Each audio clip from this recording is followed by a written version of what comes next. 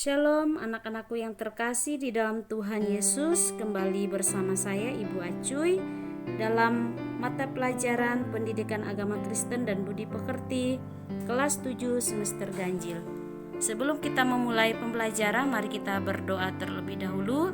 Ibu akan pimpin kita di dalam doa. Bapa di sorga, kembali kami datang kepadamu. Kami mengucap syukur untuk kesempatan yang indah yang Tuhan berikan kepada kami. Sebentar kami akan memulai kegiatan pembelajaran kami bersama dengan anak-anak kami kelas 7. Berkati kami semua Tuhan. Inilah doa kami Tuhan, di dalam nama Tuhan Yesus kami berdoa dan mengucap syukur. Haleluya.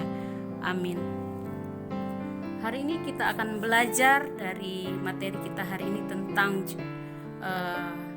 Allah memelihara ciptaannya. Kompetensi dasar 3.2 mencari fakta yang berkaitan dengan pemeliharaan Allah terus berlangsung bagi manusia dan alam. Tujuan pembelajaran yang pertama, peserta didik dapat menyebutkan contoh pemeliharaan Allah bagi alam dan manusia. Peserta didik dapat menjelaskan pengertian kata pemeliharaan. Peserta didik dapat menjelaskan pemeliharaan Allah terus berlangsung bagi manusia melalui bencana alam. Peserta didik dapat mengidentifikasi cara Allah memelihara ciptaannya dengan mengacu pada Alkitab. Materi A. Aspek-aspek pemeliharaan. Terdapat 3 aspek dalam pemeliharaan Allah seperti berikut ini. Yang pertama, pelestarian. Dengan kuasanya Allah melestarikan dunia yang diciptakannya. Pengakuan Daud itu jelas, keadilanmu adalah seperti gunung-gunung Allah, hukummu bagaikan samudera raya yang hebat. Manusia dan hewan kau selamatkan ya Tuhan. Mazmur pasal 36 ayat 7. Dalam terjemahan bahasa Inggris menggunakan kata peliharakan. Kuasa Allah yang melestarikan terlaksana melalui putranya Yesus Kristus, sebagaimana ditegaskan oleh Rasul Paulus dalam Kolose pasal 1 ayat 17. Ia ada terlebih dahulu dari segala sesuatu dan segala sesuatu ada di dalam Dia. 2. Penyediaan. Allah bukan saja melestarikan bumi yang diciptakannya, tetapi Dia juga menyediakan apa yang diperlukan oleh ciptaannya itu. Ketika Allah menciptakan bumi, Dia menciptakan musim. Kejadian pasal 1 ayat 14, dan memberi makan manusia dan hewan. Kejadian pasal 1 ayat 29 sampai 30. Setelah air bah menghancurkan bumi, Allah memperbarui janji penyediaan ini dengan berfirman, selama bumi masih ada, takkan berhenti-henti musim menabur dan menuai, dingin dan panas, kemarau dan hujan, siang dan malam.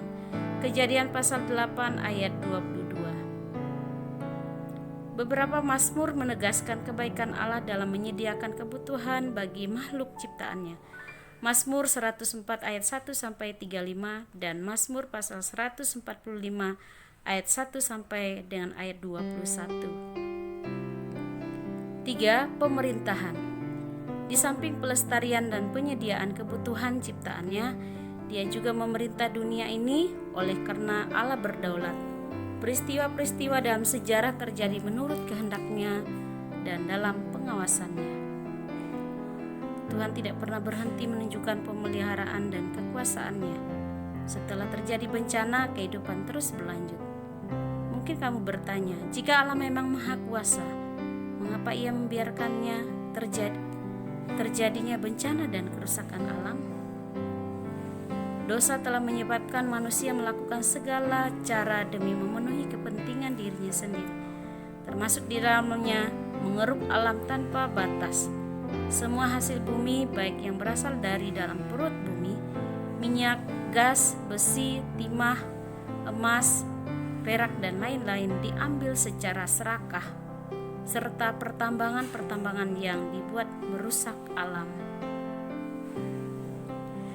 Demikian tadi penjelasan dari materi kita, dan ini tugas yang harus anak-anak kerjakan, yaitu mempelajari gambar di bawah ini, gambar A, gambar B, dan ada perintah bahwa teliti gambar A dan B di atas. Kedua jenis gambar tersebut menunjukkan keadaan yang sungguh berbeda. Ceritakan apa yang terjadi dalam gambar-gambar tersebut, dalam gambar gunung meletus, tsunami, banjir, dan lain-lain. Sampai demikian. Sekian dulu pertemuan kita kali ini. Mari kita menutup dengan berdoa. Terima kasih Tuhan untuk penyertaan-Mu sepanjang kegiatan pembelajaran kami, di mana kami sudah belajar bagaimana Allah memelihara segala sesuatu yang sudah Tuhan ciptakan bagi kami sebagai makhluk hidup di dalam dunia ini ya Tuhan. Mampukan kami untuk bersyukur atas segala sesuatu yang Tuhan berikan kepada kami sebagai manusia. Terima kasih Tuhan untuk pertemuan hari ini. Biarlah kami dimampukan untuk kami boleh mengerti, memahaminya. Terpujilah nama-Mu Bapa, di dalam nama Tuhan Yesus kami berdoa dan mengucap syukur. Haleluya. Amin.